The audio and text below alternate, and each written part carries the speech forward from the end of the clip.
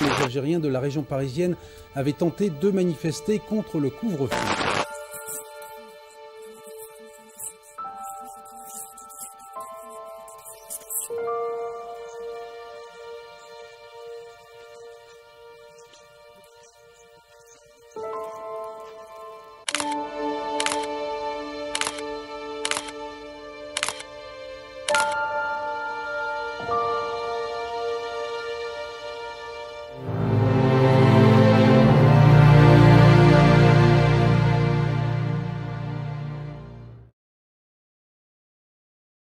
Paris, la ville des Lumières, est souvent synonyme de romance, de culture et de liberté.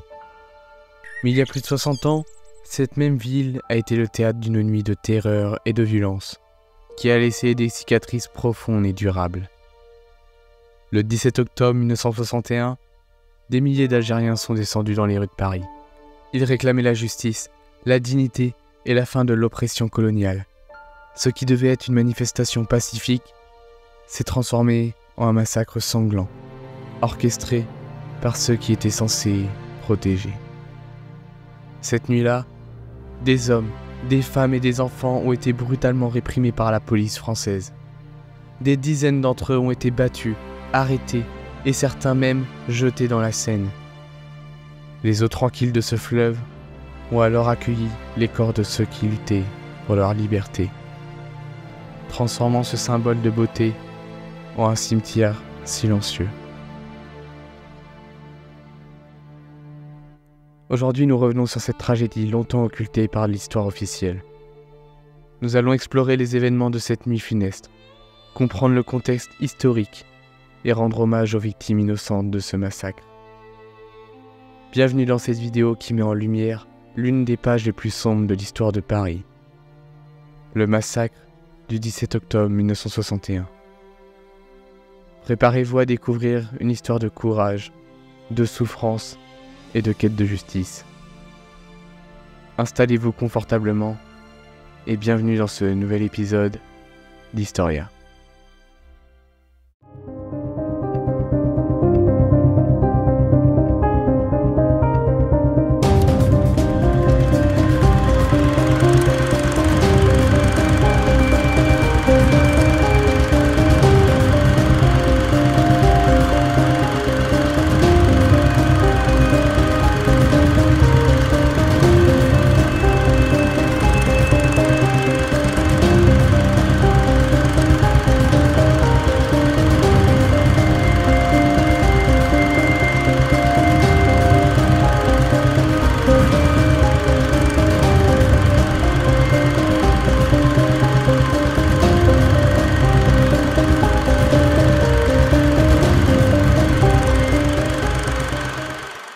Très bien.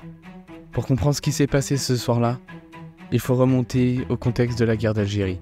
Depuis 1954, le Front de Libération Nationale, le FLN, menait une guerre pour l'indépendance de l'Algérie, alors colonie française. En réponse aux actions du FLN, le gouvernement français a intensifié sa répression, aussi bien en Algérie qu'en métropole. À Paris, les Algériens vivaient sous un couvre-feu strict, imposé par le préfet de police, Maurice Papon.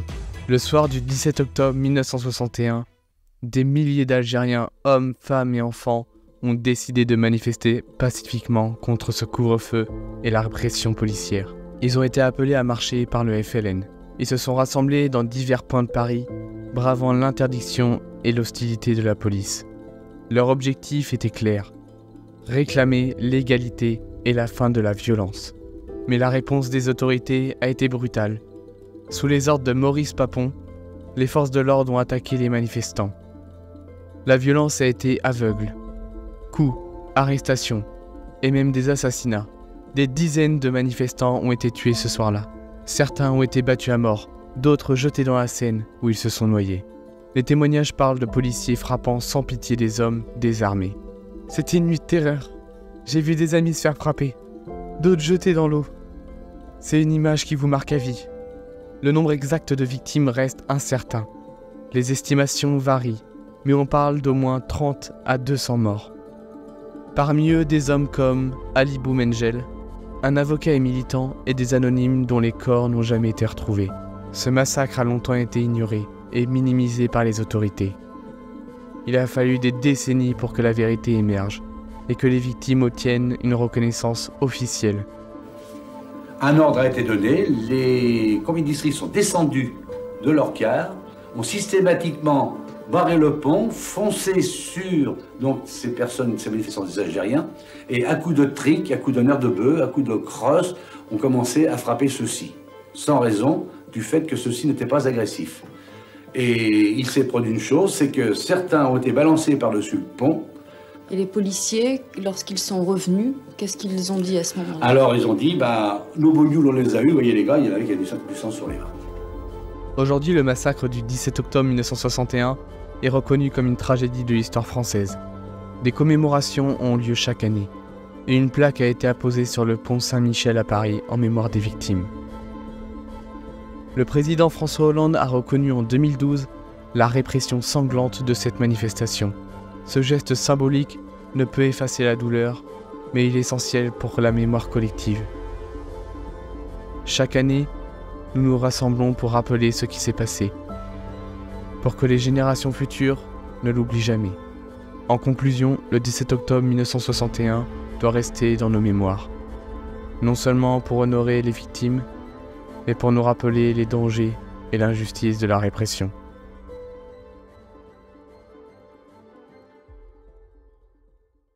Je m'appelle Ahmed et je suis algérien. Le 17 octobre 1961, je me suis retrouvé au cœur d'un cauchemar que je n'aurais jamais imaginé. Ce soir-là, je suis sorti manifester pacifiquement avec mes frères et sœurs, réclamant simplement la justice et l'égalité. Nous étions tous déterminés, croyant en notre droit de vivre dignement.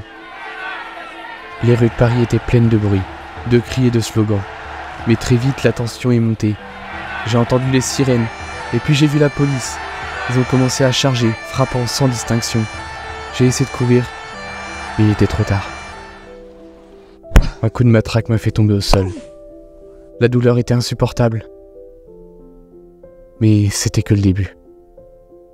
Les coups pleuvaient de partout. Des visages enragés, des insultes. Chaque coup résonnait dans mon corps, comme un tambour de guerre. J'ai senti mes os briser, ma peau se déchirer, et mon esprit vaciller. Puis, sans avertissement, ils m'ont traîné vers la Seine. Mon cœur battait à tout rompre. Mes pensées étaient un tourbillon de peur et de désespoir. Ils m'ont jeté dans l'eau froide, comme si ma vie ne valait rien. Alors que je coulais, mes forces m'abandonnaient. Et une pensée claire s'est imposée. Pourquoi? Pourquoi tant de haine, tant de violence? Dans ces derniers instants, j'ai pensé à ma famille, à mes amis et à l'injustice qui nous accablait. J'ai fermé les yeux et la Seine est devenue mon cimetière. Ce soir-là, Paris a montré un visage que je n'oublierai jamais. Un visage de terreur et de mort. J'ai seulement manifesté pour mon droit et j'en ai perdu la vie.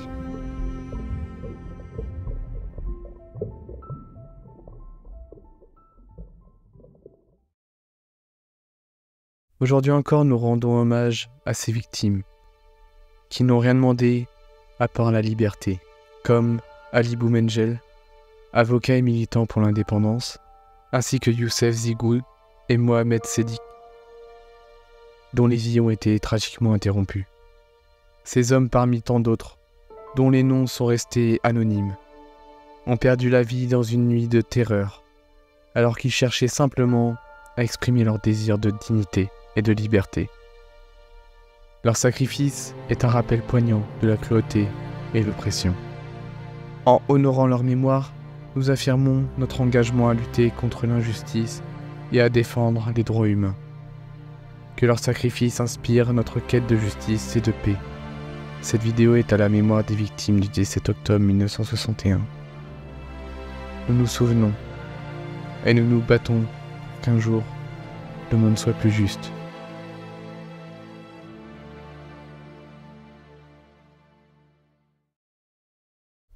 Merci à tous d'avoir regardé cette vidéo. N'hésitez pas à vous abonner, à liker et à partager.